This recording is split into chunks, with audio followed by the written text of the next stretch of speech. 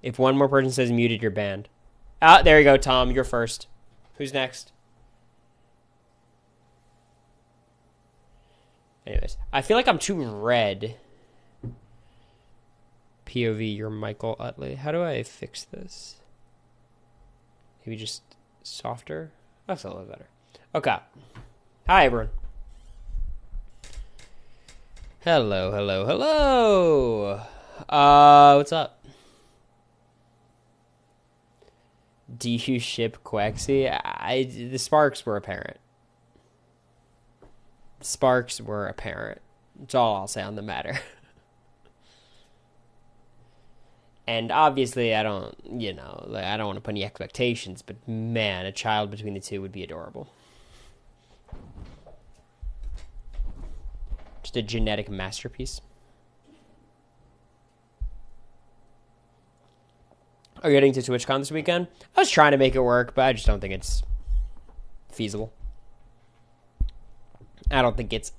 But America's out of town for the next few days, so I'm going to try to stream a decent amount. You know how it is, not being tied down by the missus.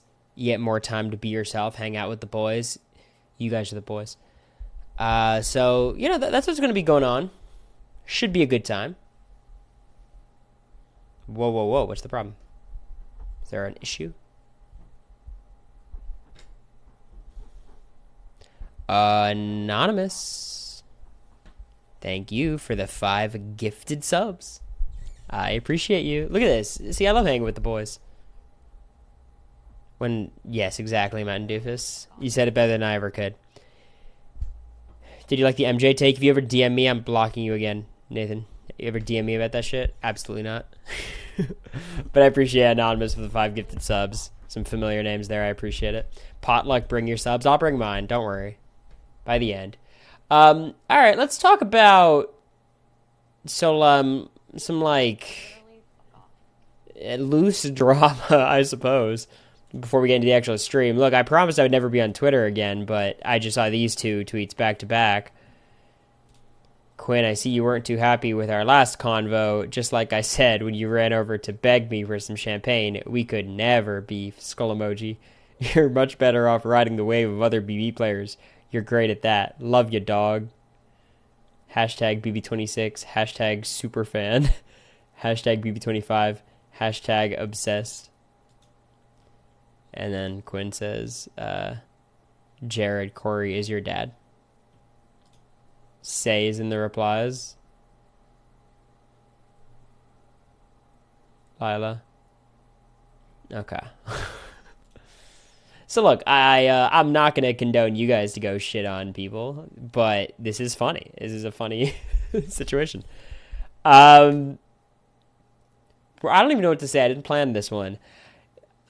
I regret mentioning something on our HAP because that's other people's business, and Rob eked it out of me. It's why he's such a good journalist. I hope the beef between Jared and Quinn is real.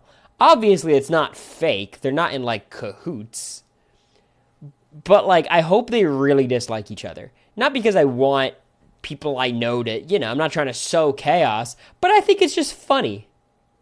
I think it's just pretty funny. You know what I mean? Why is Quinn beefing with Jared right now? there's a lot of things you could, take issue with Jared. I'm not, since Big Brother, he's been nothing but kind to me, but obviously there's stuff in the house that was not very chill. So, like, if you want to take issue with that, I get it. It's just funny in the year 2025. Like, I just think it's fun. They had some altercation, clearly. I wish I could watch it. I do think Jared would be great on the challenge. I think Quinn would be very fun as well. I think Quinn's dying to have an opportunity to showcase his athleticism. Can someone sum up the drama? Jared and Quinn had some altercation where... what did Quinn say on his stream? Update me. I don't want to... I'm not trying to leak more stuff. Quinn couldn't stay far away from that show. It's, it's fine. Quinn's a big boy. Jared called him a loser. Okay.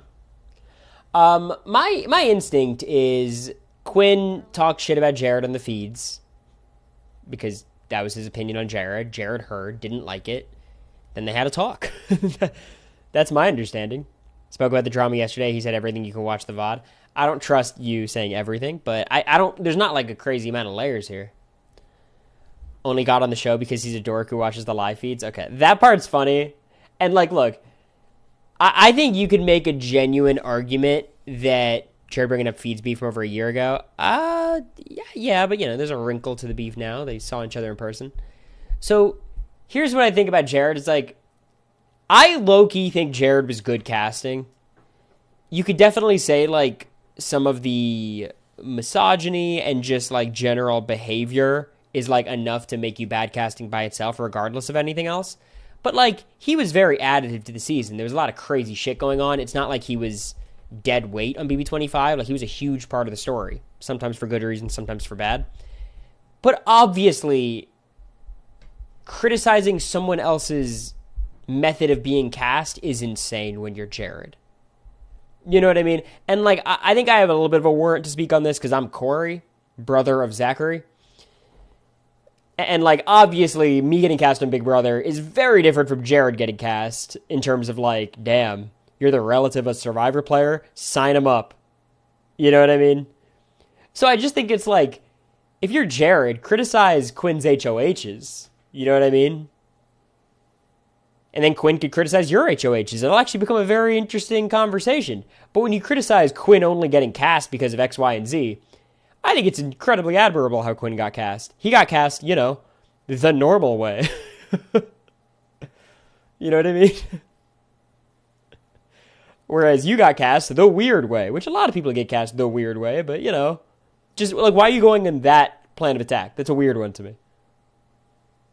If I were 2 seconds away from you comparing their HOHs. I mean, I think Quinn made worse nominations and choices at every turn, but Quinn also isn't Jared, and he's a much better player. So, like, Quinn wasn't as ridiculous during his HOHs. So I think overall, Quinn was better. Not to mention, Quinn didn't fumble a guaranteed win in the same way Jared did. You know what I mean? Jared sent home on his HOHs. Let's think about it. He won week 5, so he sent home Red. Then he won again and sent home Cameron. Yeah. Honestly, kind of based. Y'all don't ride with that? Y'all don't like Jared evicting Red and Cam? Why are you guys complaining? That should be your fan favorite. AFP.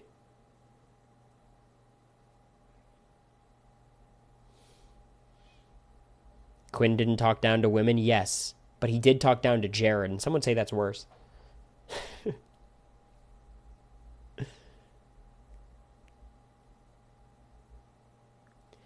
Look, I think Morgan has adopted a very responsible, reasonable approach of not talking shit on stream, which is what you should do. So I'm not going to criticize her for that. Jared pulled a Keanu. He put you up to teach you a lesson, but didn't want you to go home, and I learned that lesson. Whose side are you on between Quinn and Jared? You know me. I'm a play the middle kind of guy. What is there to say? But, Quinn. I'm much closer friends with Quinn, of course. And if this argument really is about casting, I don't think Jared has a leg to stand on. But, I think it's funny. I appreciate both Jared and Quinn having beef with each other. This is just good for society. I'm very glad. Morgan's a pro at streaming. She's great at it. I think she should do as much as she wants relating to BB, but I think she, like, could get much bigger than the BB community can offer. You know what I mean? The Big Brother community is very finite at the end of the day, especially, like, the online BB community. Eventually, when she transitions back to just doing, like, normal Morgan stream stuff, if she could leverage this platform, I think she'll be very successful. Morgan should do the challenge? I don't know. I think if you're already a pretty successful reality person, I don't know if the challenge is that useful. Unless you really think you got a shot at winning or you're passionate about competing, stuff like that. I think Morgan probably could be more successful in the other contexts, but I mean, she'd do well. Exactly, Mountain Doofus, because she was a streamer before and she's talented. Like, she's built for it. Okay.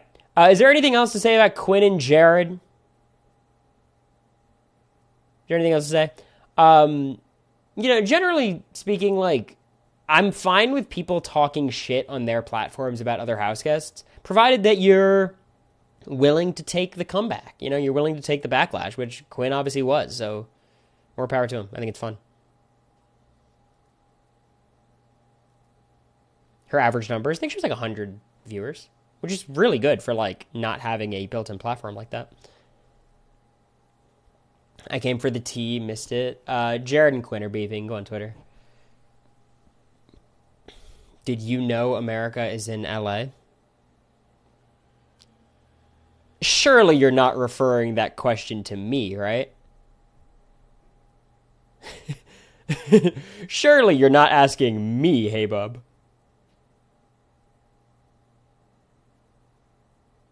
What is America's thoughts on Sydney? Y'all, this is not like, this is not what this stream is. I don't know if you're new here, Snowman.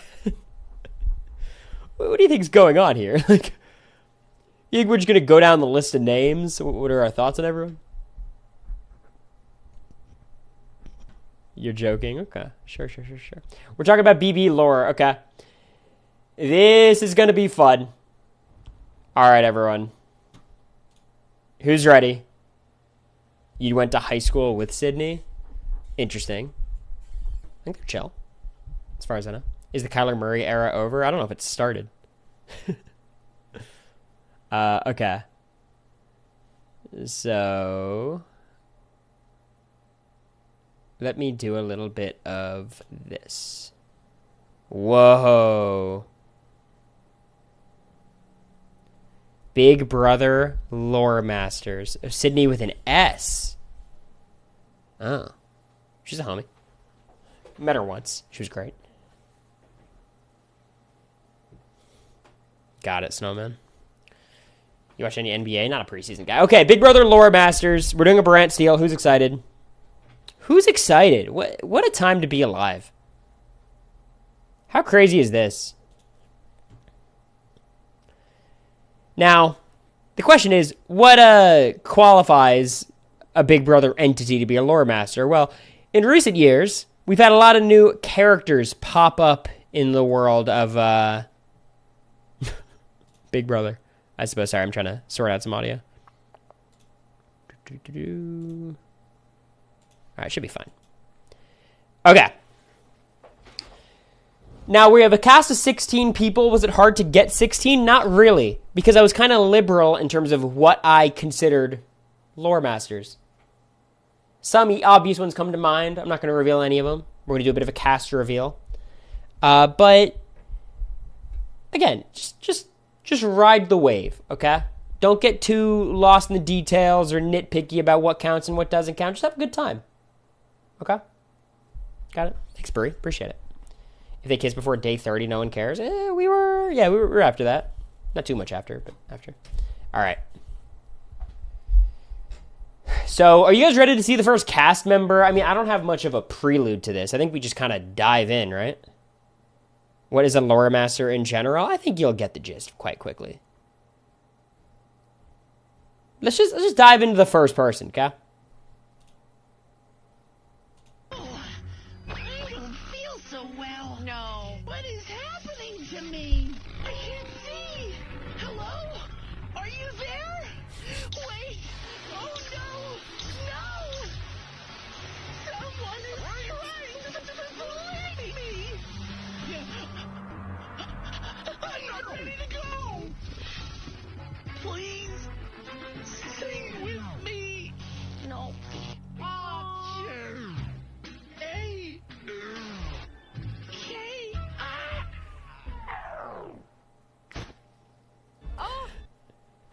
The only thing that would have made this funnier is if Rubina started, like, hysterically crying.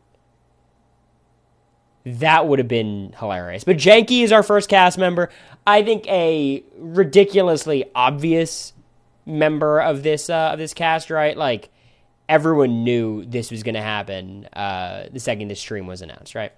Now, the second cast member, I have to pull up a different video for. Give me 1 second.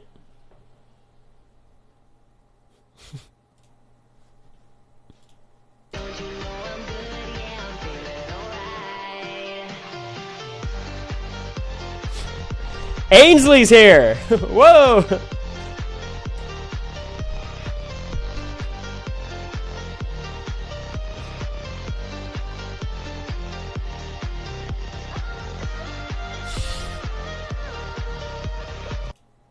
God. I didn't know Ainsley had all that. Well, I mean, it's cut off from the camera. This is Ainsley post-stipend. It's a very different game. But Ainsley's here. Obviously, right? BB16, I think, introduced the idea that Big Brother could have lore. Prior to BB26, it was all, like, one-off characters, hit or miss. You know what I mean? But, yeah, I mean, I was deciding whether I should use Ainsley, the robot AI, or Ainsley, the woman. But I decided to go with the AI. I think it plays a larger role in the season. Thank you, DD, for the 21 months. If I didn't thank you already, I appreciate you. Okay. So we got our first 2 members of the cast. Next up. Whoa. Are you guys real? He's awesome. I walk in the backyard and I am tripping. There's lights everywhere. There's floaties. There's this crazy psychedelic lizard-looking dude. That's my old friend Otev. Sheesh. What's he been up to the past 2 years? Man. And we're going to find out what Otev's doing to this day. So Otev, for the purpose of the branch deal, I decided to go with the initial Otev, which is the kind of like the totem, right? I feel like that Otev has not stood the test of time. But Otev's here, of course. It's going to be hard to evaluate what kind of player Otev's going to be, but, you know, we're going to have to figure it out. All right, let's get to the next cast member. I don't see any reason to waste time. This was an inspired call.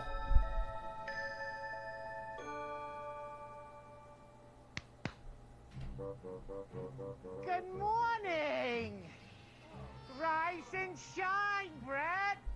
The early bird gets the worm. If anyone can name this character, you win. Oh shit, the title's up. Come on, lazy bones, let's go spend some time together. Quality time. Instagranny is going to be visiting me Oh, my back. Oh, heavens. for 24 whole hours. They got so lucky that Brett got this. Granted, a lot of people on BB20 like would be funny with it, but I think Brett's probably perfect. So we get Instagranny. One of the only punishments that we brought, I think maybe the only punishment that makes this list, but you know. I think Instagranny is particularly iconic on a particularly iconic season. What's up, Ludi? Thanks for hanging out. All right. Next up, we have... Sharon is a legend. Sharon Tharp. God damn, are you Darren Tharp? I was following you on Twitter so I could learn more about the franchise before coming in, and there was no better person to study up Wow. than you. When you put it that way, it sounds like you're a good luck charm.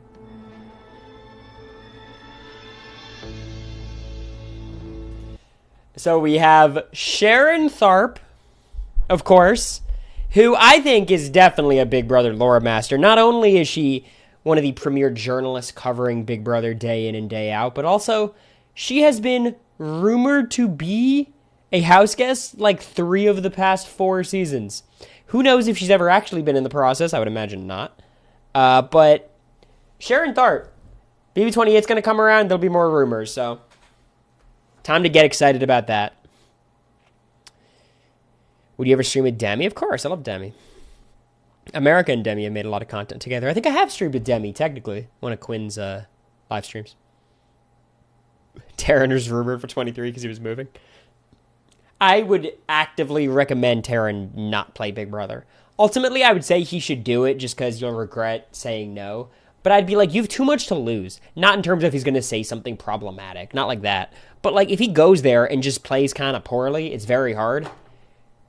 that kind of fucks him up career-wise, you know what I mean? Like, he has a vested interest in being an authority on the game. And if he loses that authority, it's kind of rough. You know what I mean? First out, at this point, too big of a target, Snowman. No one would know who he is. There might be a single person who knows what it is, and they'd probably keep it a secret with Terran. We saw how it affected Jordan Parhar. That's BB Can. But I do hear you. That is not. I mean, Kevin's the sweetest guy. Stockwatch would lose credibility. Exactly. What do you mean you're giving her a 6? You were a 5 on week 3. Yeah. All right. So, let's get on to the next house guest.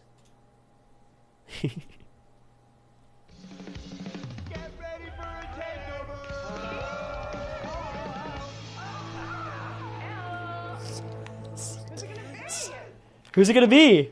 What's up, party people? Gronk. Rob Gronkowski, but my friends call me Gronk. I hope you're ready for another BB Good, Jason. because it's Gronk's party week. That means It's Gronk's party season, Big Brother lore masters. I mean, you got to have some who's ready for a takeover representation. So we got Gronk. One of the easiest inclusions. He didn't even have to do all the interviews. He was too busy, frankly. I was going to show one of his kicks of destiny that they do at the Super Bowl. I hope they keep doing it. But yeah, Gronk's here. Neil Patrick Harris was a tough cut. I thought about it. I thought him, Ziggy Marley, but not quite. All right. Any predictions on who we got next? I know it's kind of a shot in the dark, but if you get it right, you'll feel really good.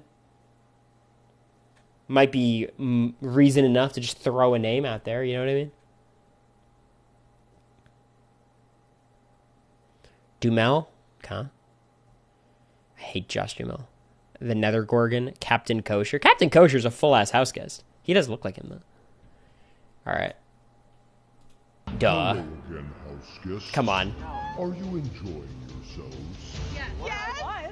I've invited you all to my resort to kick off what I'm calling the Masterminds Month of Mayhem.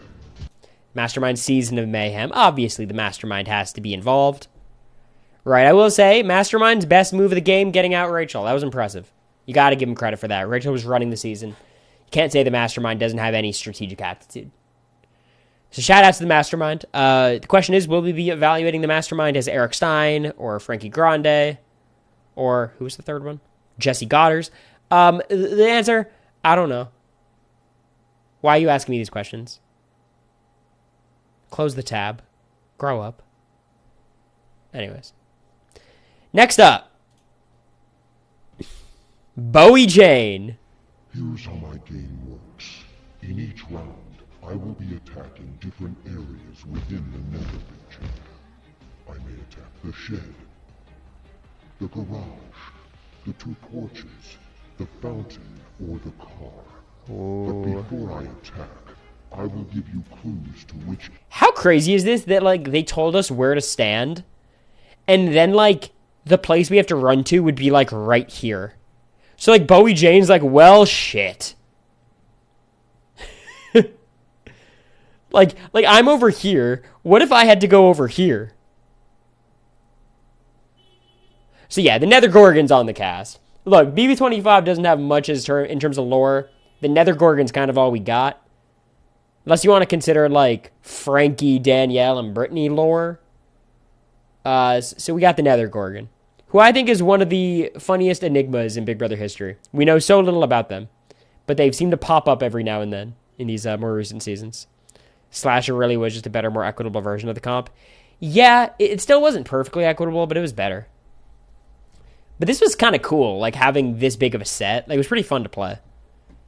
All right, predictions for the next house guest. America also forgetting Cory's name. That's crazy. At that point in the season, forgetting someone's name, it's like, bro, it's day 9.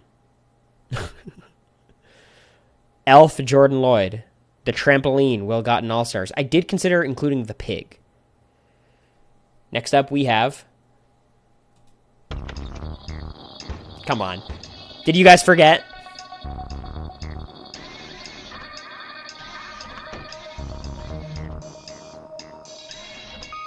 The voice is so weird at the start. Wake up, everybody! Wake up, please! They say everything is big in Texas. All right. Zingbot's here. Where's America? She's out of town for a few days. LA. The pig, put some respect on his name. He's the Hogfather. I mean, the Hogfather is kind of Otev, right? I was thinking about the Hogfather, but I was like, it doesn't really make sense. The Hogfather's got more lore associated with it, but I think that's maybe an alternate. All right, so, oh, you mean Ophelia, of course. All right, next up, one of my favorite inclusions.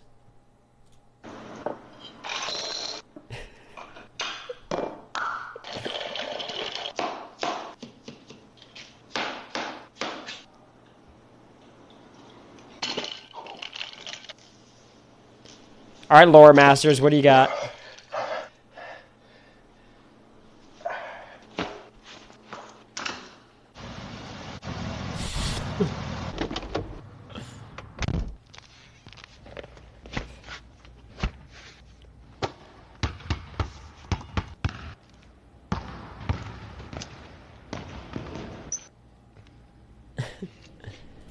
So it is a bit, obviously. It is a bit. But we got Marvin. Marv. Joseph in another timeline. And here's what I'll say. I obviously am grateful we got Joseph, one of my favorites, in person and as a fan. Marvin would have been fun, too. In retrospect, I wish we also got Marvin on another season. I understand why we didn't, but Marvin, BB24 alternate, who was pulled like a day before the show started because he was found out to be on like 7 different shows. I believe he was on Big Brother Nigeria at some point, or was in the mix for that as well. He's been all over the place. So shout outs to Marvin. All right, what do we got next? It's chopping. You like my hair? Gee, thanks. Just bought it. I see it. I like it. I want it. I got it. Wow. Christy's here. That video is such a funny, Oh, you guys want that? Loud.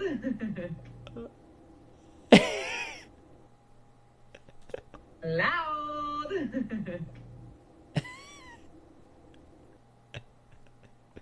One more. Loud. Christy, a Big Brother 23 house guest. You got pulled at the last second because of COVID-19. Remember that whole thing? Still around, by the way, shockingly. And Claire replaced her. So there's a big sliding glass doors moment. All right, that's not a phrase. Revolving door moment. Sliding glass door moment's crazy. Where Christy replaces Claire, and then Christy wins the Amazing Race. And instead, we have this timeline. But, you know, this timeline's pretty good, too. So shout outs to Christy. She'll finally get her chance, as long as she makes it through sequester, which is somewhat tough to do. All right. What else we got?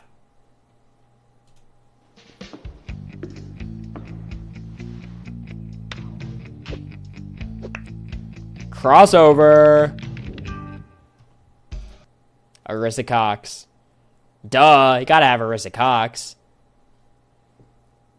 Are you kidding me? And that opens up the world to some Big Brother Canada characters. And you know, and look, I'm not going to say we got half the cast from Canada, but I think Big Brother Canada needs to be remembered. We have to remember it within the context of BB history. Created some of the best seasons in the show's history. On our Patreon, watching Big Brother Canada 5 currently. Going to post the next set of episodes tonight. So, check that out. But obviously, you gotta have Arissa Cox, one of the best hosts to ever do it. Which leads us. Marsha. Now, I know you're all dying to know this season's theme. Obviously, can't tell you, or they'd throw me in the dumpster. But I've seen a few good guesses online, along with a lot of terrible ones. So Marsha the Moose. I think Marsha the Moose would fit really well into Big Brother US. I would love to see a little bit of crossover there. I think it'd be fun. Maybe just bring over the voice and use it for something. Just something for the fans. Granted, I think BBUS would rather die than like do anything related to BB Can. That would be like admitting defeat. So Marsha's here. I'm excited to see what Marsha can do. Only got a few more house guests, but I don't think you guys will be disappointed. For now, let's eavesdrop on a house guest. From outside the Big Brother house with Brent, I'm Julie Chen Moonves. Good night. It's one of the hardest clips to watch. No, not Brent. Julie Chen Moonves is in the mix. And I will say, I think her and Arissa could either make a great duo or be arch rivals. I do think Julie would have a one-sided beef with Arissa. I'd be surprised if Arissa had any, vitriol towards JCM. So Julie's here. Based on previous seasons, being religious, it might be very advantageous for Julie. So we'll see. I don't know how religious the rest of this cast is. We can make assumptions. I will say one more exclusion from this cast that I was really close to including, but I couldn't find any footage of them. I really tried. Was DJ Scroogey. And I'm kind of glad I didn't, because what the fuck would I have to talk about in regards to DJ Scroogey? But I did try. And I failed. But, next time. For Lore Masters 2, DJ Scroogey's got his spot. If Christy gets COVID again, not a problem. All right. We have one DJ. All right. Next up. Shima? I'm not coming. Shima, it's Allison. I'm not coming. I hear what you're saying. I'm not coming. I need you to come. I need you to come to the diary room now. So please do that, okay? House guests? See? Can you please come in the living room, everyone?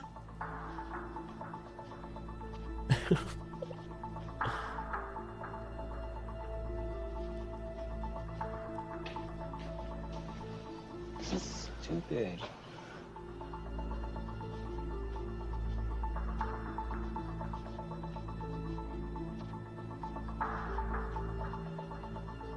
I have an announcement to make. Allison Grodner's in the house. Woohoo! What an exciting time it is for us. This is genuinely massive. So Grodner, look, someone else is going to have to produce this season, so that should be good news for you guys, right? Pretty happy about that? All right, and then our last pick, one of my favorites. Might have been critical of them, but you know what? I've come around.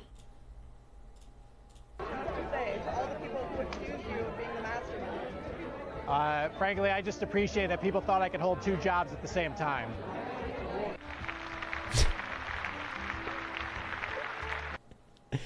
Intern Andrew is here. Intern Andrew. Which gives us our full cast. I'll move this guy. We've got Ainsley, Allison Grodner, Andrew the Intern, Arissa Cox, Christy, Insta Granny, Janky, JCM, Marsha the Moose, Marvin, Otev, Rob Gronkowski, Sharon Tharp, The Mastermind, The Nether Gorgon, and of course, Zingbot. All right. I was thinking about, do we give them stats? Do we give them relationships? I think we just run it, right? Are we all in agreement? Is this following the 50% BIPOC rule? Based on how they do it, probably. Yeah, we get there. Yeah, sure. We get there. I would say it is pretty typical that, the mastermind, this evil, criminal vibes, is still 3 white men. But what are you going to do?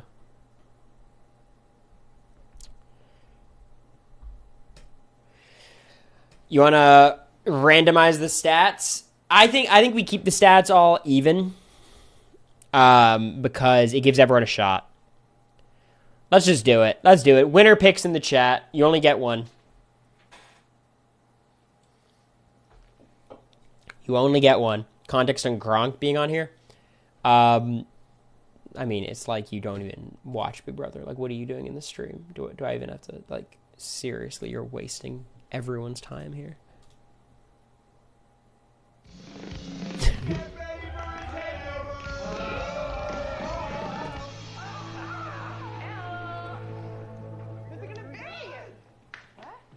What's up, party people?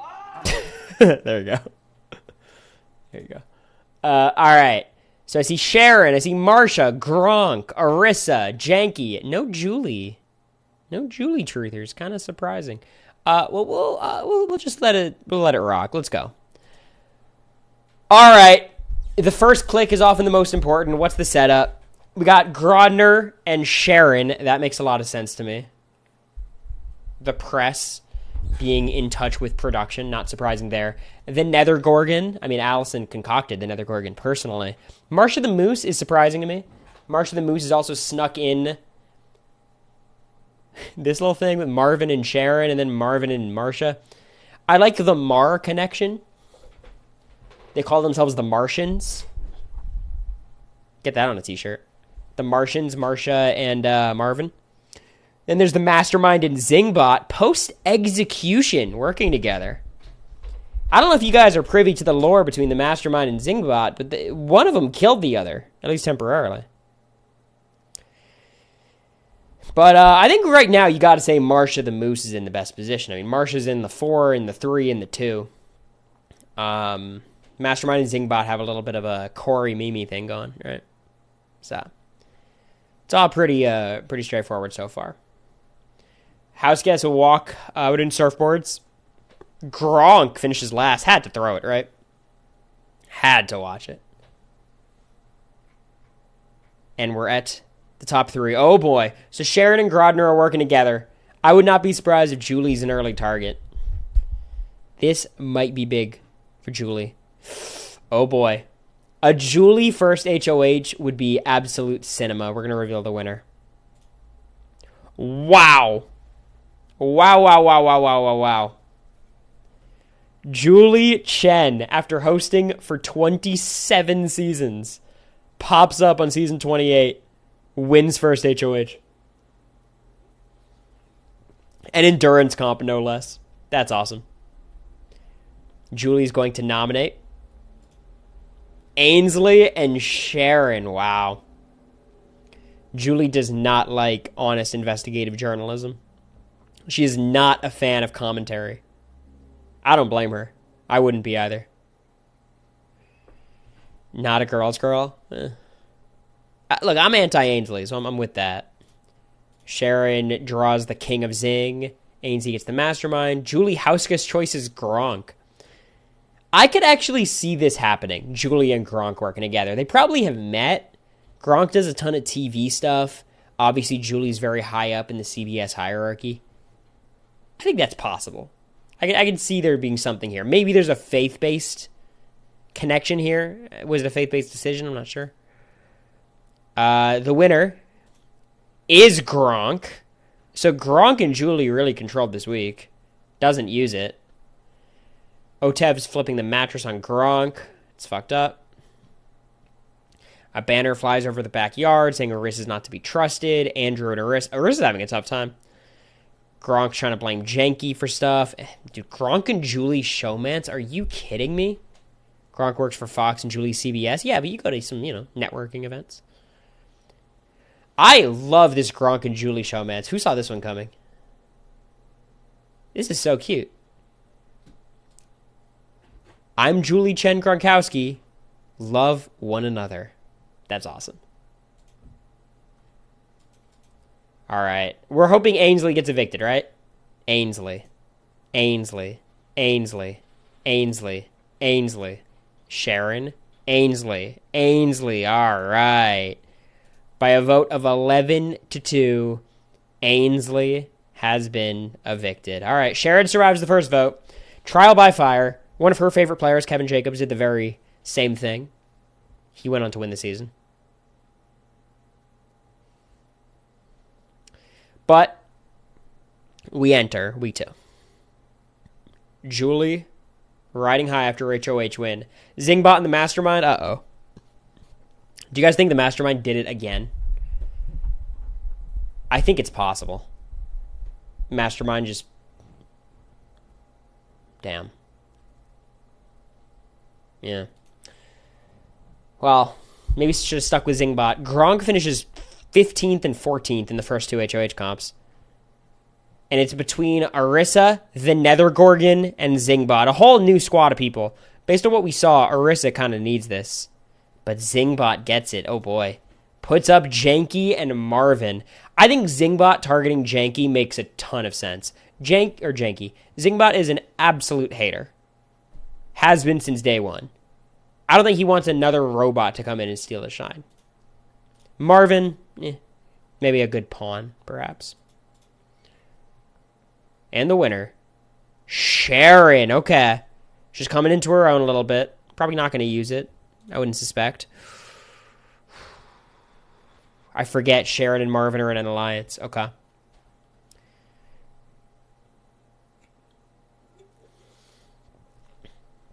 Uses the veto on Marvin. And Gronk is the replacement. Oh my god. Splitting up the showman's week 2. No. Low-key, I'm hoping the first 2 evictees are Ainsley and Janky. That'd be sick. Otev and Marsha Bond. They have a similar vibe, I think. Sharon and Orisa Bond. Absolutely. That would be an iconic duo. Christie's having an emotional breakdown. Loud.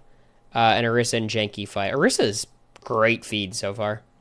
Grodner evicts Janky. Andrew evicts Gronk. A split vote. Orisa evicts Gronk. Oh, boy. 3-2. 4-2. Julie turns on him. No. 5-2. 5-3. 6-3. Ah, boy. By vote of 7-5. Rob Gronkowski is evicted. Maybe should have tried in those HOHs, Mr. Best tight end in the league's history. I don't know. Just me.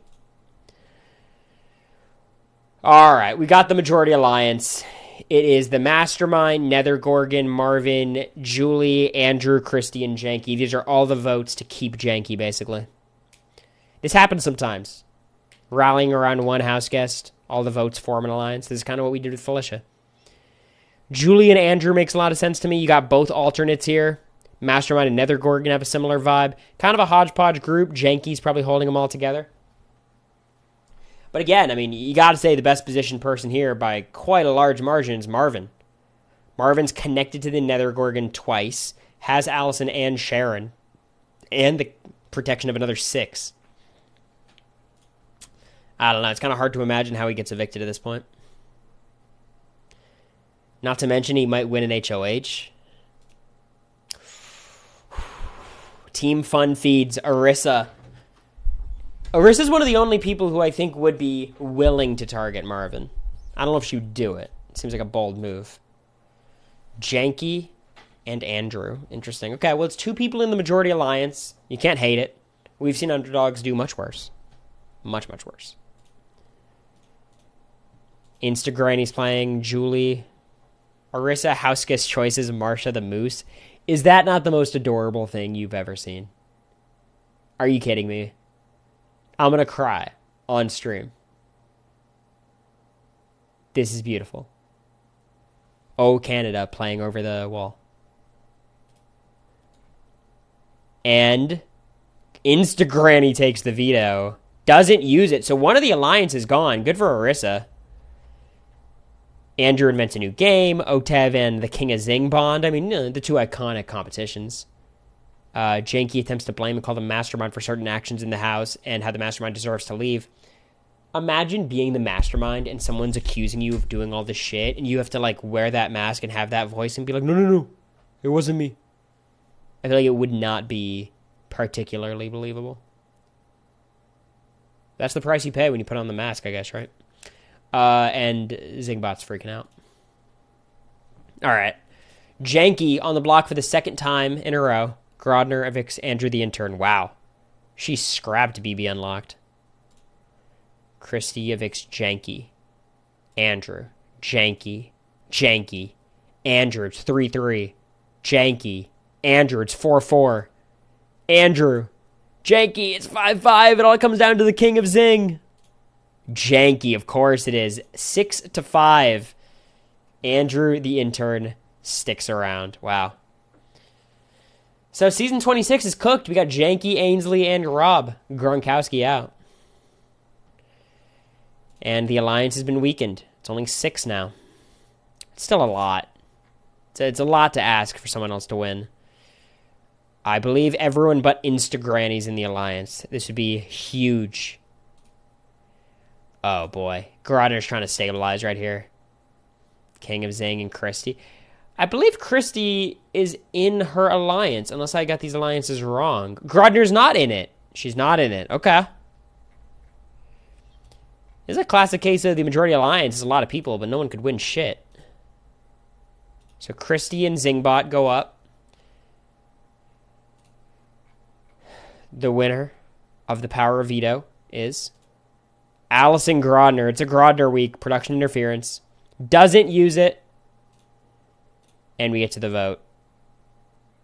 Oh, boy. I kind of hope Christy goes. I think Zingbot's got a bit more to give. Zingbot. Christy. Zingbot. Christy. Zingbot. Christy. What is it? 1, 2, 3, 4. 4 to 5?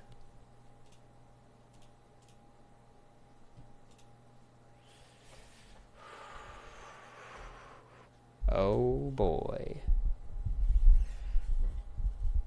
The evicted house guest. Grodner evicts Zingbot. Wow. Grodner says my biggest mistake in all my years of producing Big Brother is not getting some Christy airtime. And she's right. Brutal. Absolutely brutal. And the alliance survives. I mean, at the end of the day, it was a misplay. But what are you going to do? It was a misplay by Grodner.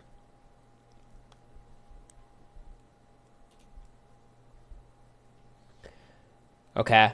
I mean, they got decent. I mean, Arissa needs to clutch this one out again. It's pretty simple.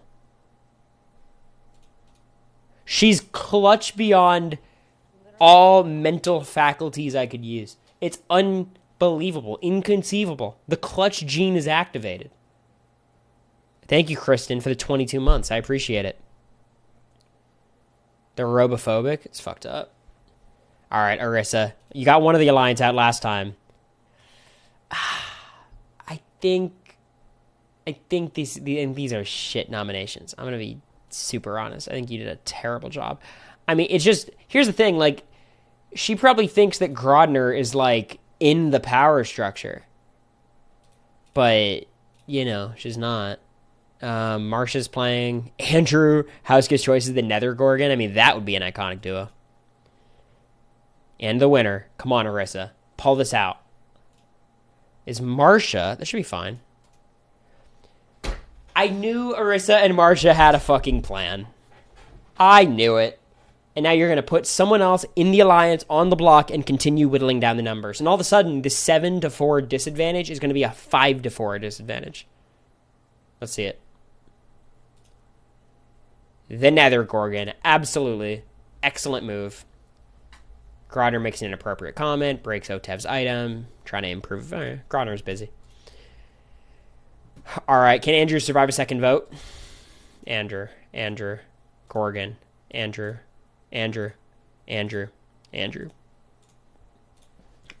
intern, is gone. Another member of the majority alliance is cooked. And we enter week 6. So now, all of a sudden, by the way, the Nether Gorgon, Sharon, Marsha, and Allison are barely outnumbered, I must say. Shoutouts to the Nether Gorgon playing all sides of the house. Surviving the vote easily. Being locked in with everyone, essentially. One of the only people who is targeting him, obviously, is Arissa. She can't win HOH. I would say it's a bit of a shame Arissa's not involved in anything. She's got a connection with Marsha, clearly, but that's about it. All right. Nether Gorgon, Sharon, and Grodner. I'd be interested in the Nether Gorgon HOH. Honestly, no one's in the majority here except the Nether Gorgon, and he's playing both sides, so it's kind of interesting. What does the Nether Gorgon do? I mean, you put up Arissa. Arissa and Otev, I guess, are the noms, right? Yeah. The logic of this website is remarkably consistent. Like, it's all ones and zeros at the end of the day, right? All right, Arissa needs this. I mean, Otev's been the nothing burger of the season. Nether Gorgon House's choice is Christy. Okay. Otev wins the veto. Oh, boy. And then Instagranny goes up. I mean, Arissa and Instagranny both have no connections. I think Arissa has more ops. I'd be surprised if she survives this. Instagranny, though. Instagranny. Arissa. Instagranny, one more. Arissa. Instagranny. Wow. All right, Arissa survives. 5-3. I mean, getting out a floater seems like a decent move for someone playing the middle like the Nether Gorgon. But you'd think Arissa's the bigger shot, but I don't know. Next HOH. Is Arissa going to go back-to-back-to-back? 3 HOHs in 6 weeks? I guess it'd be 3 in 5 weeks. Is that possible? No, because Julie wins it back. Damn. I feel like she felt like Arissa was encroaching on her turf. That's the vibe I get. Puts up Arissa and Sharon. This is the ultimate hater energy. This is the Julie Chen Moonves villain era. And I'm kind of here for it. Alright, Marsha's playing. And Arissa House's choice is Grodner, which is interesting. Because Grodner, I think, put her up recently. Oh, she needs this. I mean, she's got good odds. Marsha is playing. They just got to beat Julie. 3rd place. Winner. Marsha. All right, let's see how deep this connection goes. Shared national identity. Shared pride for their community. Marsha uses it on Sharon. Okay, that's a compromise. So I can't use it on you, Arissa. That'd be too obvious. Otev. Wow, backdooring Otev? No way. She survives another vote. Makes an inappropriate comment, but invents a game. We'll take it. Nether Gorgon and the Mastermind are beefing. That's fun. Julie's apologizing. Okay. Here's the votes. Grodner evicts Otev. Christy, Otev. Marsha, Otev. One more will do it. Arissa. Marvin's been gunning after Arissa. Damn. Otev. It's going to be Otev's gone. 5-2. Here's the thing about Arissa. She's running out of floaters. There's not that many left. It's just her. And she's hardly a floater, but she's got no connections. It's kind of tough. And she's not going to be HOH. Christy takes the HOH. I mean, she's in the 5-person majority. She should target, like, Sharon, to be honest. Those are good noms. Those are actually excellent noms. Marvin's house gets choice by Sharon. I bet Sharon reported on Marvin. It's probably a good connection. Christy. It's her week. Can we get a loud in the chat for Christy? Mastermind tells a heartfelt story about why he needs the money. This is probably Frankie saying he's going to give his money to charity. The Mastermind's holding a house. The Mastermind's cooking. Loud. That's right. The votes. Grodner. Marsha. Oh, no. Marsha. Sharon. Marsha. I feel like Marvin's just throwing hinky votes. That guy's lost. All right. We're at the final 1, 2, 3, 4, 5, 6, 7, 8. Who's going to get the Cory spot? All right. Still, Arissa's got nothing. 0.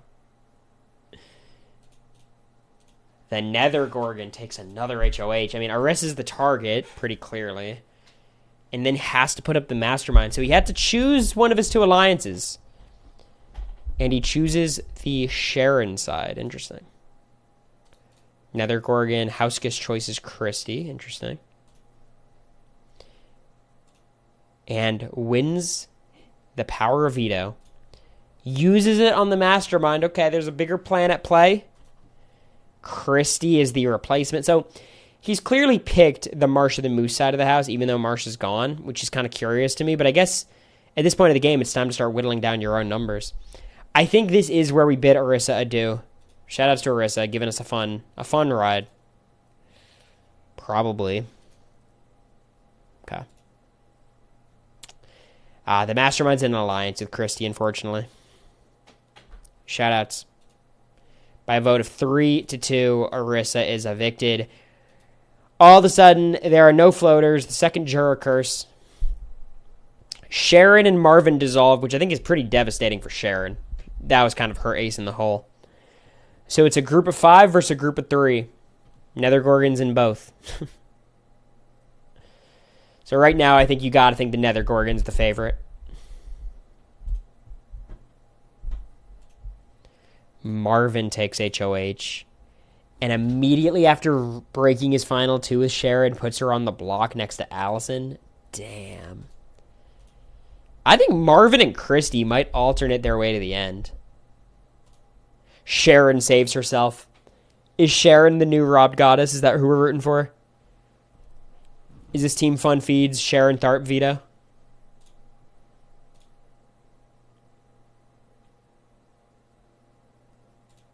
Marvin puts up the Nether Gorgon. What a play! What a move. That's a winning move. I think the Nether Gorgon's probably going to stay, but you got to take big swings like this. I don't know if he has the votes. Let's see. Grodner. I'm a shout out to the Nether Gorgon. Swing and a miss there by Marvin. And now all of a sudden, you look at the Nether Gorgon, it's like, is he loyal to Sharon? The loyalty is 5 across the board. Sharon's in must-win mode. Not going to win this one. Her best bet's the Nether Gorgon. Mastermind, all right. Seems pretty obvious. Sharon. Oh my god, could she do it again? Veto Queen. Sharon Tharp. Doing what's been done the past few seasons. Someone's going to win all those endgame vetoes. Going to use it on herself. JCM's the replacement. Marvin and Sharon trying to rekindle their thing. Nether Gorgon. Wow.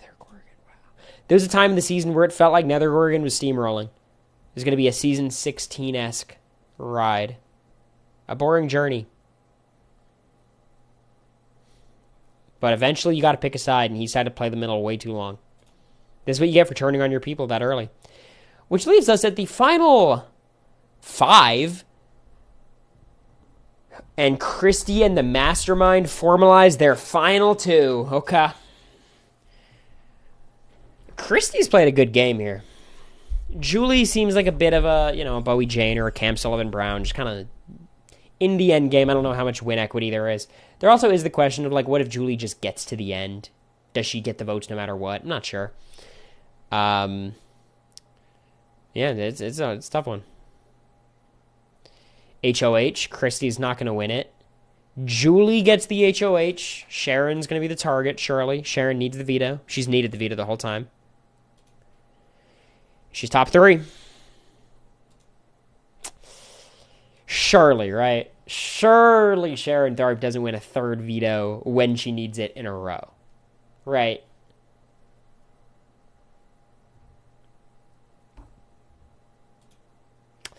Wow. Christy. This feels like when Russell beat Brett in the Final 4 of Samoa.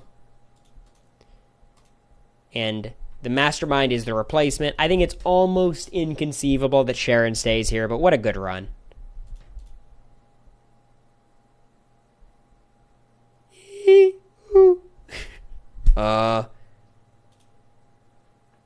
Sharon cooked?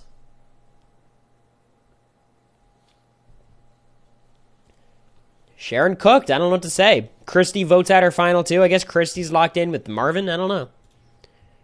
What a play.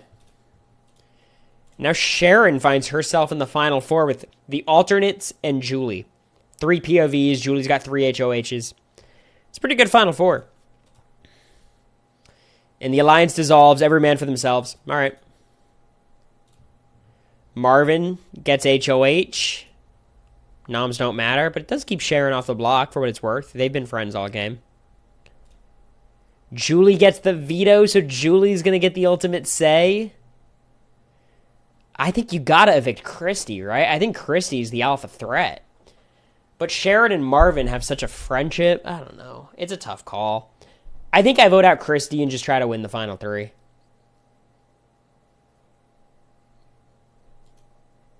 Julie votes to evict. Sharon.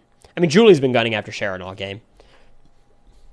So it's Julie and the two alternates. This is what could have been if circumstances were just a little bit different in real life. Julie then takes part 1. By the way, a fucking comp beast Julie is. Marvin takes part 2. Julie takes part 3. And evicts Christy. I think Julie earned herself the win. I think this was a very Ashley-type game. She just turned it on when she had to. Last few weeks, locked the fuck in. Got rid of everyone. And if Marvin wins, well, we have a new morning routine. Christy votes for Julie to win. Sharon has cast her vote for Julie. The mastermind has cast his vote, or their vote, for Julie. The Nether Gorgon cast their vote for Julie. And so did everyone else. A fucking 7-0 sweep. Julie beats Marvin. What a ridiculous season. Fan favorite. Oh, come on. The Mastermind. Oh, that's a casual. This is the most casual fucking AFP I've ever seen in my life. All the feedsters were on Sharon. And we all respect Christie's game, but like, come on. Well, what fucking edit did the Mastermind get? Are you kidding me? That's some horseshit. That's some bullshit. All right. That was a fun time. You know, as always. Do you guys want to do the final part of the stream? I think this is such... I got sent this in class, and I just have to watch. I have to read it. I love when news outlets try to write about Big Brother having no idea what the show is.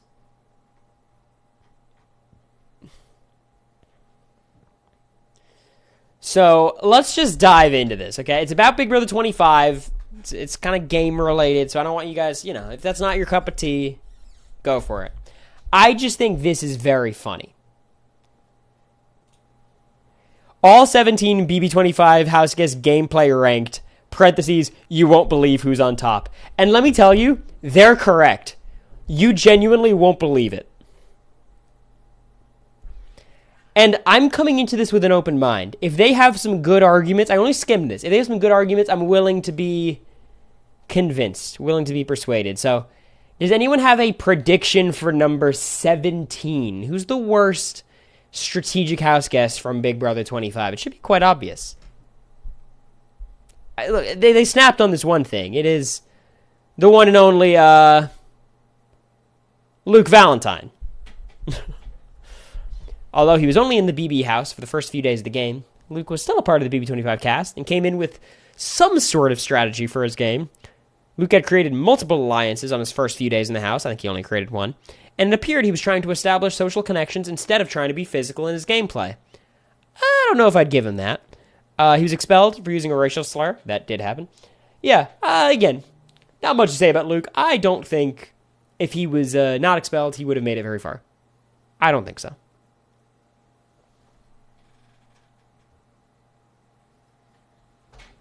Which leads us to number 16.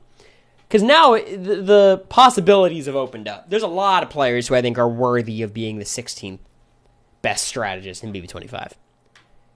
And they decided to go with Kirsten. Okay. Although she was only there for a week, she was a memorable part of the season. She started playing the game as quick as possible. Main criticism of the house against Kirsten, their reasoning as to why she was evicted, was that Kirsten was trying to create multiple alliances. Everyone in the house was doing the same, but because Kirsten was caught in her gameplay, it was hard to get out of it. Kirsten's strategy was smart, and her gameplay likely would have worked for a while longer if she was able to do it stealthily. Okay. So far,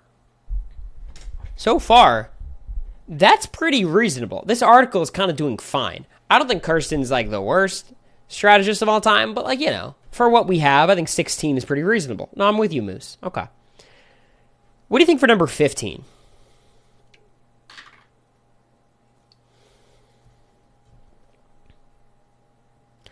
Where's the next stop on this journey? Riley. Is this just a boot order? Luke, Kirsten, Riley. Seems kind of boring. Although she was quickly evicted, Riley was a competitive threat to the rest of the house. It's true. She was quick to win her first HOH. Gave her a different type of power than the typical HOH, but kept herself immune. She developed many alliances and tried to get herself set up for the following week, but she wasn't able to account for the other side of the house winning HOH. There you go. No way Riley's worse than Heisem or Red. I think she is definitely worse than Red, and I'm not sure about Heisem. I think Heisem's probably better just because of comps. I think people look at Riley's game with like a rose-tinted lens like that. If you go by the day-by-day of Riley's game, like it's pretty brutal. Maybe just by virtue of being athletic and being likable, that could be enough, but she wasn't likable for half the house. Okay, there's Riley.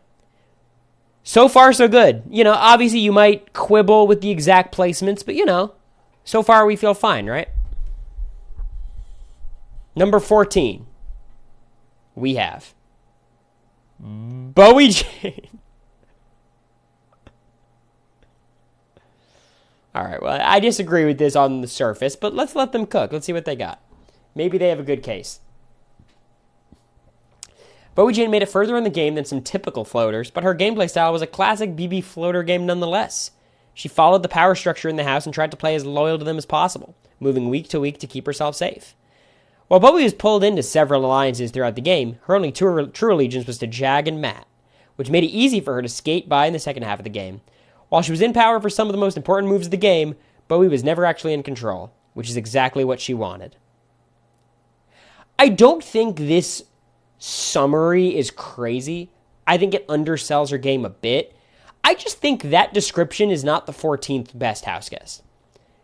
I think Bowie, you have to say, is top 7 or 8. Like, she's top half on this cast. Are you kidding me?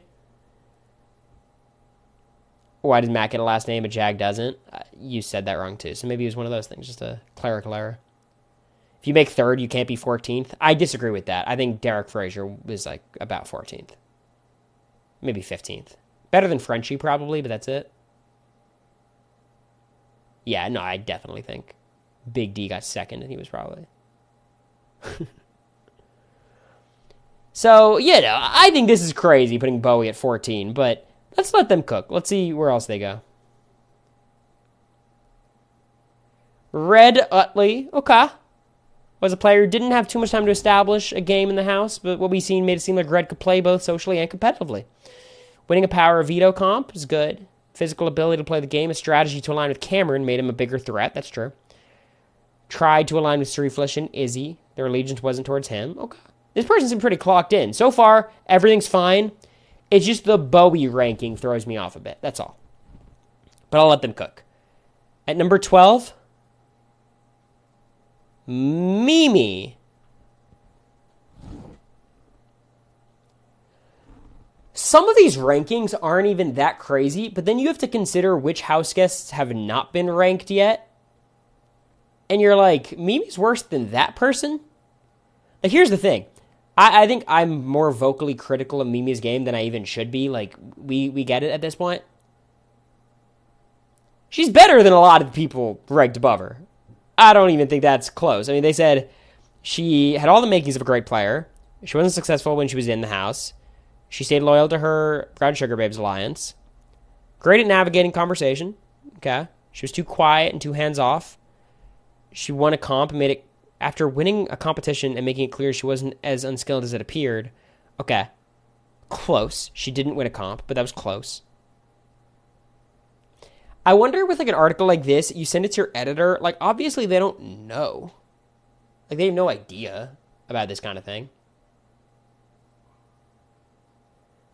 But shout outs. She almost got a couple comp wins. She hardly fought to stick around. That is true. But yeah, this seems a bit bold. Written by ChatGPT? Maybe. I don't know. It feels like at times they know what they're talking about. Other times they don't. So number 11, who's going to miss out on the top 10? Cameron. That's a bit of a shocker. I expected this article to have Cameron way higher. You know what I mean? This is a Screen Rant. It's a great source. They were feeders. Okay. One of the favorites among casual BB viewers. Cam's been praised for his gameplay, but he wasn't incredible as he seemed. He's able to win his way out of nearly any situation, but it was quickly obvious that he was unable to make moves when he wasn't in power. Great point. His social game wasn't good in practice, though it seemed interesting in theory. I don't know. Doing his best to cause chaos within the power structure, he used his limited social capital to make big moves and eventually was able to fight his way back into the game, but couldn't make it to the end. Yeah, I don't think there was much of a social game there. I don't think there was much of a plan. He was trying to be likable. You know? Do you think Mimi wins BB Exorcism? Jag and Matt convince Cam to put up blue, or do you go for sure? I think there's a good chance I'm in trouble. I think it's more likely than not that I get nominated at the very least, and maybe Felicia gets voted out, but I think I go on the block. All right, well, at number 10 we got Felicia, which I think is fine. Here's the thing, though. There's some names that are missing. I'm not going to say them yet. There's some names that I would have expected to have seen that I haven't seen yet. And I'm very curious about this author, this writer's justification.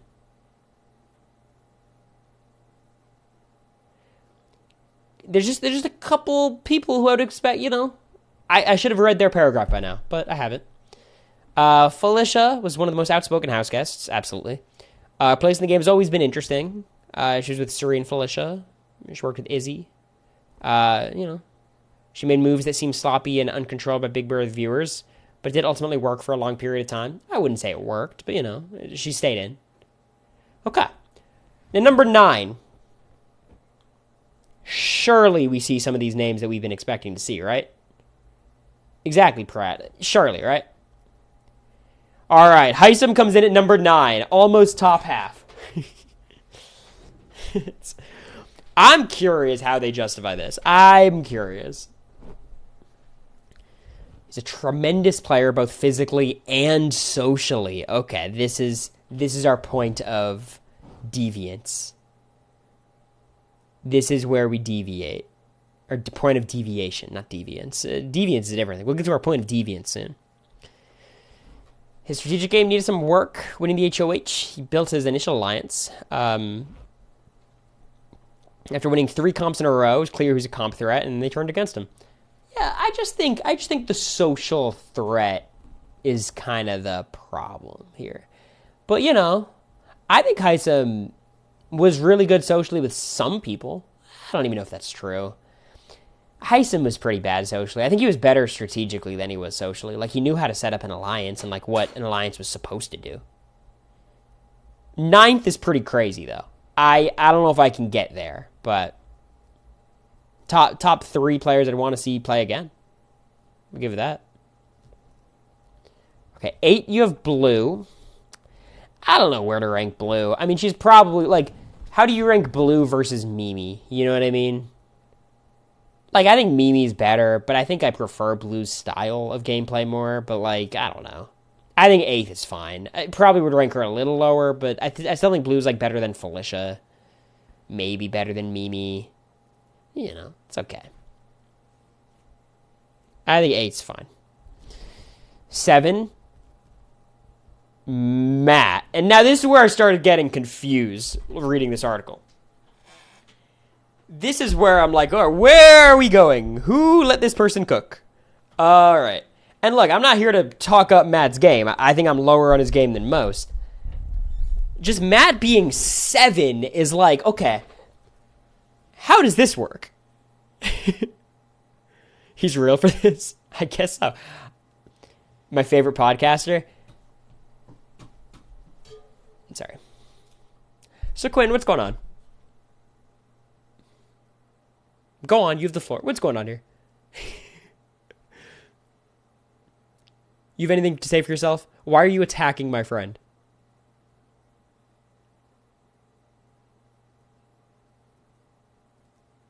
You love BB25? Okay. It's just weird. Like, he's my bud. He's my boy. That's Pooh. And you're just attacking him? Unsolicited? You're making it hard for me to stand by you, Quinn.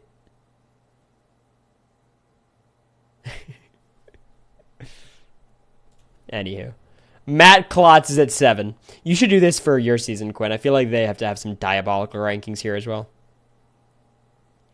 I was going to keep it on the DL, and then you told our half. Look, I apologize for that. I do take blame for that.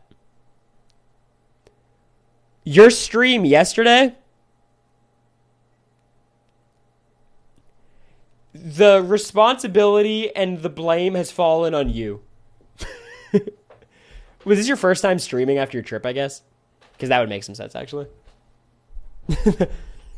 I feel better after your stream. I'm like, you know what? This is now Quinn's responsibility. You had to provide? Gotcha, okay.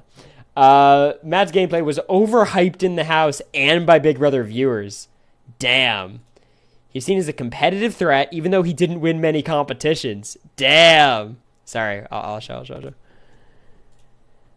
Aligned with several different groups, keeping himself safe, doing his best with information. While the theory behind the strategy was sound, in practice, it became clear that he wasn't making many big moves, instead of just floating with the power. Instead, he did that. Here's the thing. I'm fine criticizing Matt's game. I think it is overrated, frankly. 7's crazy. 7 is crazy. And now let's see who they got above him. Izzy! Izzy came into the house as a super fan, hoping to find her way into a large alliance. She locks in with Suri and Jared. Incredible social player who made bold moves and create relationships with nearly anyone in the game. This is what makes me think it's AI.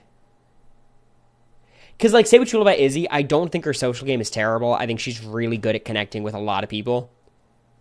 With nearly anyone in the game is diabolical. I think Izzy's game is, summarized by not being able to get along with certain people.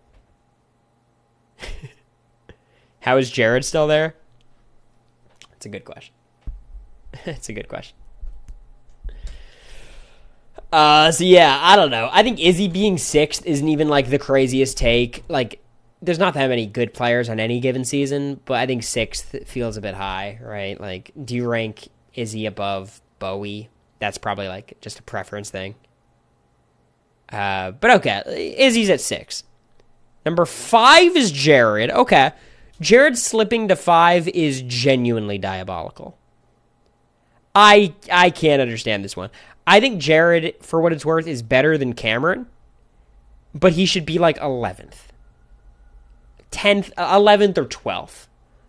You could argue he's better than Kirsten and Riley and maybe Heisem and, Luke and those people. But the second you get to players who actually played the game, absolutely not. What do they say for him? As the son of a legend, he wants to make his own mark, playing the game as a social player and physical threat. He may not have been popular moves among the fans, but he was unafraid of the blowback of making big moves. I'll tell you what, Jared was unafraid of the blowback of his big moves, but he was fucking terrified of Bowie Jane. God, I still get texts from Jared being like, ooh, I still can't nominate Bowie. She's going to be mad. But other than Bowie, yeah, he wasn't that scared. And then they mentioned the ableist language against America. Again, I don't know why you're including this when you're ranking Jared highly. Obviously, you don't want to erase it to history, but it feels like it's against the case you're trying to make. Until some emotion, his social strategy and competitive nature made him a threat and kept him safe. Until some overly emotional decisions cost him the game. I don't think they justified why he's number 5, but fair enough. Number 4, America Lopez. Beautiful as ever. She had a reputation for not being able to keep secrets during her time in the house, but with one of the most adept social games in the cast, the accusations that she was dispersing information out of turn were overly exaggerated. I think that's actually untrue. I think she did spill. That was her biggest flaw. And I think her social game is, she's obviously good socially, but in that house it didn't work. I think America's, strategic game is what makes her, as good of a player as she is. You know what I mean? I think just because she's a girl, they want to say social instead of strategic. We talked about this with Ashley, but I think the fact that she understood how Big Brother works and, what a good move and a good HOH is what made her better than a lot of other players. Didn't have much power, it's true. She orchestrated some of the season's biggest move with her showman's Cory, it's true. When they were close to the center of the power structure, she was never close. I was close much earlier, but playing a hand in Izzy, Jared, and Cameron's evictions. I would give her Izzy and Jared, I guess, because Jared was a consequence of Izzy. Cameron, I mean, we didn't have much to do with that, right? Yeah. I don't know. There you go. 3 is Suri. Okay. Now we're cooking. Because now Cory has passed the Suri threshold. Bit odd. Bit weird, but we move. We digress. Coming into BB25 with a target on her back. Her son Jared was in the BB house. She's been known for being a master social game player. She did create an elaborate power structure that kept her safe, but her lack of strategy and difficulty in competitions led to her downfall. I don't think it's her lack of strategy. I think it's too much strategy, right? Unless that's what they're saying. So this leaves us to the top 2. Jag and Cory and Jag. Who do we think sneaks in to that number 1 spot? Well, at number 2 is Jag Baines. Jag had some of the most interesting gameplay throughout the season. He was a competitive threat who was hiding behind a shield. His record number of comp wins. Competitive success. He was evicted unanimously. While he hid behind others early on, he ultimately capitalized on his win. Meaning, Week 11's evicted house guest, Cory Wartenberger, is the best player of Big Brother 25. Is one of the most strategic house guests. Cory's social gameplay was an exciting part of the season. When Cory was able to use his clear, direct communication style to his advantage, he's able to talk nearly anyone in the Big Brother house into anything. I don't know about this. I had a good week there. Week 3 was really good. I'll give myself that. Unfortunately, when Cory's communication wasn't working for him, he sometimes talked himself into a corner that was hard to get out of. I don't really know what that means, but I think I agree. I don't, talk myself into a corner. It mixed with his strong alliance with America and the fact that when necessary, he could be a comp threat. You know what they call that? You win when you need to. That's the thing about me. I win when I need to.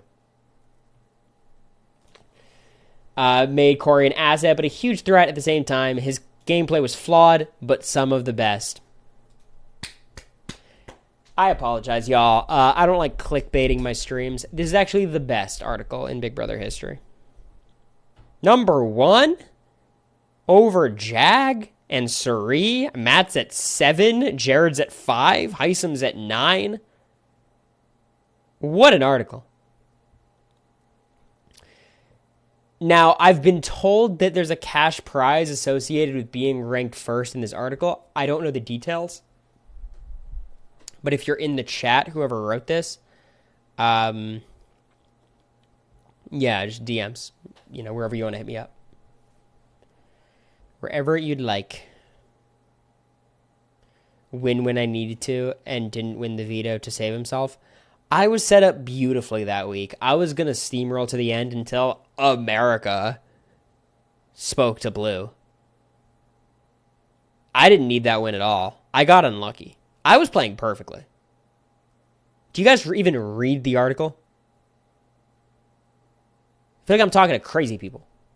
I was good strategically. You guys saw? You guys read? Do you want me to send the link in chat? This might help you guys out. Read that and then get back to me, okay? You gonna print this out and frame it? No. I can move my head, it's there. Oh, that's tough, relevant. Share should. You will study this article? Please do. That's everyone's homework assignment. Please read this article one more time before next stream so we can all talk on the same level of strategic. We can speak on the same strategic plane. You know what I mean?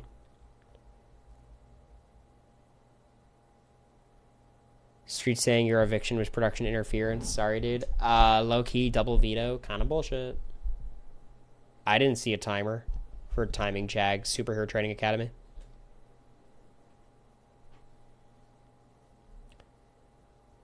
Anonymous, thank you. Thank you. My financial incentive, my monetary prize has been paid out. I appreciate it. I earned it. Honestly, I'm not even going to say thank you, Anonymous. I deserve this. Literally, fuck off. For that performance, I'm hoping these gifted subs came from Matt's pocket. Not just like in a vacuum being given to me. Literally, fuck off.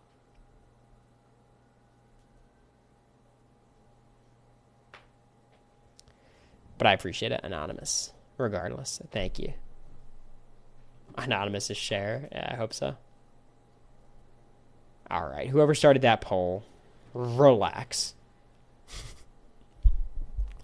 But I appreciate you guys. I'm gonna get offline. It was a fun little stream. I'm gonna try to stream another time this week. With law school, it's just kind of whenever I have a concept, and I'm gonna try to stream 3 times a week, 2 at the minimum. I will be posting the Big Brother Canada 5 week 2 tonight, or sorry, week 3 tonight. So check that out if you're interested. Patreon.com/AmeriCory. We posted a couple days ago. And yeah, that'll be it. Was that Quindlin? Definitely could be. IG subs content coming? Yeah, it should. Okay. I don't think there's anyone to raid, right? Morgan, Quinn, none of them are live. Puya's on. All right, we'll raid Puya.